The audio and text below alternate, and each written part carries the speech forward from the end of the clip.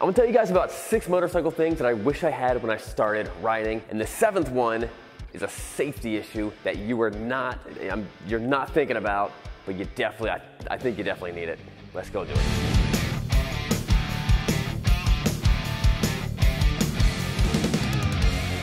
Now, some of these things are things that come on the bike. It's an option that comes on the bike. Other of these things are a gear or an accessory.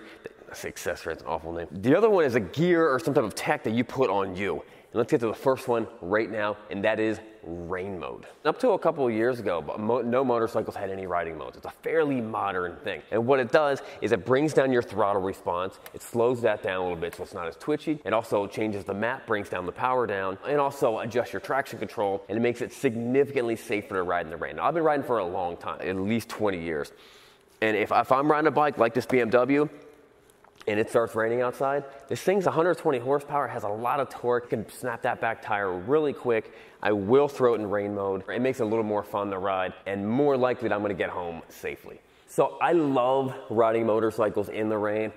Riding in the rain on a hot summer day is really, really enjoyable. The problem is the contact patch for your tire is very small, and when it's wet, it's gonna be very slick. And if you kind of hit that throttle the wrong way, on the wrong spot, it's gonna get you in a lot of trouble. Motorcycles are so much more powerful than what they used to be. If you look at the average Harley, 15 years ago, the average Harley was like 50 horsepower. Now it's closer to like 90. It's almost doubled in power. And even Harley Davidsons are putting rain modes on their motorcycles because it's a safety thing. The bikes are getting faster.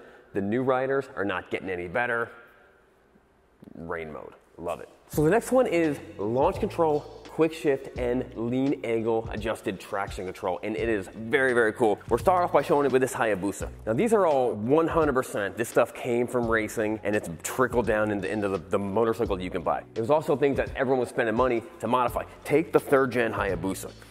This thing comes factory with launch control. Now the way launch control works, and it's really, really cool, and it's really, really fun.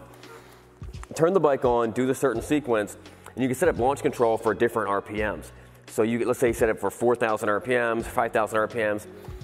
You would just hold the throttle down the whole way, full throttle, and it would it would hang around that whatever RPM you have it set to. And then whenever you want to go, just dump the clutch, gone. It connects with the traction control, wheelie control, so you're not just flipping the bike. And it's the best, easiest way to get this thing to go as fast as it can. It's not an easy bike to launch, and for a new rider, it could be pretty dangerous. The other thing is quick shift. Now the Hayabusa has quick shift.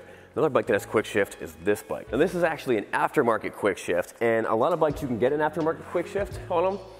And what it allows you to do is normally when you're riding the bike, let's say you're in 2nd gear and you have to shift. You roll off the throttle, grab the clutch, shift the gear, off the clutch, back onto the throttle. Now obviously you do it all at the same time, but imagine you don't have to do any of that stuff. Stay in the throttle, don't touch the clutch, and all you do is just bam, shift up. It knows exactly what it's doing. It adjusts the timing, and I don't know what it does. I don't know how it does it, but it works, and it's awesome, and it feels amazing, and it's the fastest way to get that bike into gear.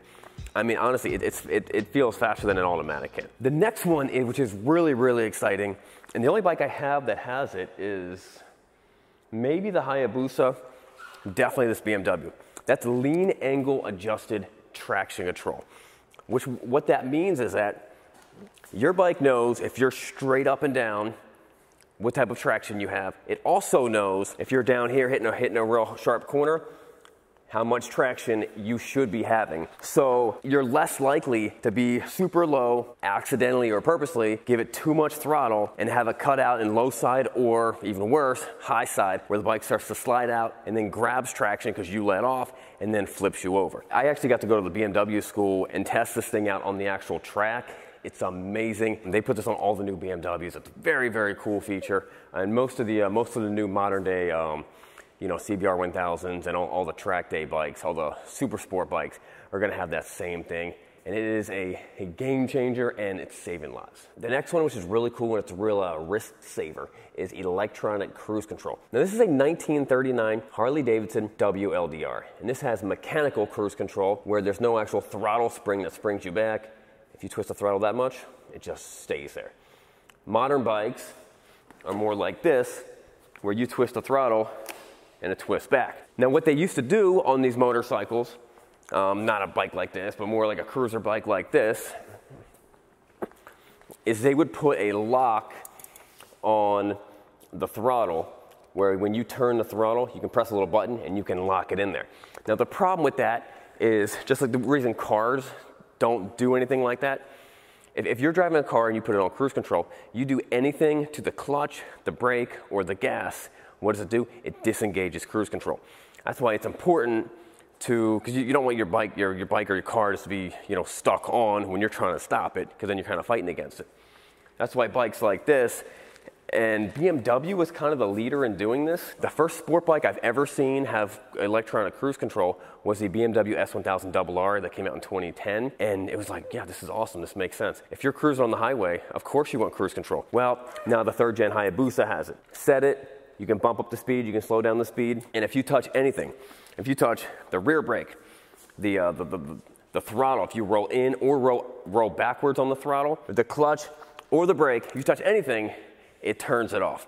It's very, very cool. And when you're on those long ride, when you're on a long ride and just cruise on the highway, which is, it's kind of boring, it'll really save your wrist. The next one is heated gear, seats, and grips. I love heated gear. When you're on a cool day, and when you start riding, it feels pretty warm. Then by the time you're done riding, it's getting kind of cold. It's nice just to press the heated grip button, and the heat will get hot enough that it'll soak through your glove. Now, a lot of more modern bikes recently have not had heated seats. This bike and that Hayabusa and my BMW were all kind of built during the COVID days, and they were stopping anything that needed another semiconductor. So that's why that BMW does not have heated seats, but heated seats is amazing and it feels great. Also, the technology that has come out with heated gear, heated gloves, you can be in the coldest weather and the heat just comes from your glove, and it can either plug into a battery inside the glove or plug into a battery inside your jacket. Some even plug into a connector like this BMW that's right inside, where is it? That's right here. Some of them plug into a connector on the bike that plugs into your battery. There's also heated pants and heated jacket and heated helmets. So you can pretty much ride these things year round in any weather as long as you feel comfortable with your tires. The next one is GPS tracking abilities. I remember when I was getting into it, the big thing was low jack. I don't know really what happened to low jack, but there's a lot of cool GPS tracking things that you can put on your bike. My favorite one is just getting an AirTag. It's $25. They last for about almost 2 years. Stick it someplace on the bike, hot glue it underneath the battery or something. Stick it someplace on the bike that no one's gonna find it, where they can't take it off very quickly. And anytime the bike gets close enough to someone with an iPhone, you'll be able to track it and it'll kind of ping you. Making tracking your bike very cheap and very easy. Now the next one has been around for a long time, but the technology has changed so much, and I do consider this a safety issue. And when I'm riding, I always have this. That is comm systems. Now there's 2 main companies out there that are making comm systems. You have Sena, they make a great comm system, and then you have Cardo. I currently use Cardo. I've been using Cardo for the past 5 years. I like them. I think they make a great system. One cool thing about it is right now they're magnetic, so they pop on really easily. They connect to my phone really fast, and they connect to multiple people. They have a mesh network. You can look into that stuff. You can geek out if you want to. I just like the ability that I can talk to the people who are around me, because I see it as a safety issue. Some guy pulls around the front corner. Oh no, he sees a truck. He wants to tell everyone behind him to stop. We might not see him until we see him. He can tell us, hey guys, it's getting sketchy. Hey guys, slow down, slow down. That's very important for safety. I've been in situations where me and a buddy were next to each other. We knew to stop for a turn. The guy behind us was thinking about something else, didn't know, and ran into me, T-boned me. If we had comm systems on, I would have been able to say, hey, we're gonna turn right up here. It also takes riding from like a solo sport of just being by yourself to being able to talk to all your buddies. Another cool thing is these things. We use these all the time for my Chase van for filming videos, but the other application is, let's say you're teaching your son how to ride and he's on a track. You have a comm system inside him. You could talk to him and you could be like, hey, you can go a little faster on that jump, or a little heavier on the brake, or you could advise him as what to do instead of just screaming at him. And he's sitting there, he's got his helmet on, he can't hear you anyway. He sees you screaming, waving, making noise. He doesn't know what you're talking about. So I really do like that. Another cool thing is you can charge it up, and we use this all the time. we will mount a battery bank on the back of the helmet. You can charge it up while you're going. Now, these things will last about 8 hours. They last a long time. Guys, if you want to check out Cardo, we do have a 10% off link right here or in the description. Also, remember, it's not what you're riding, but where you're going. Check out this next video right here.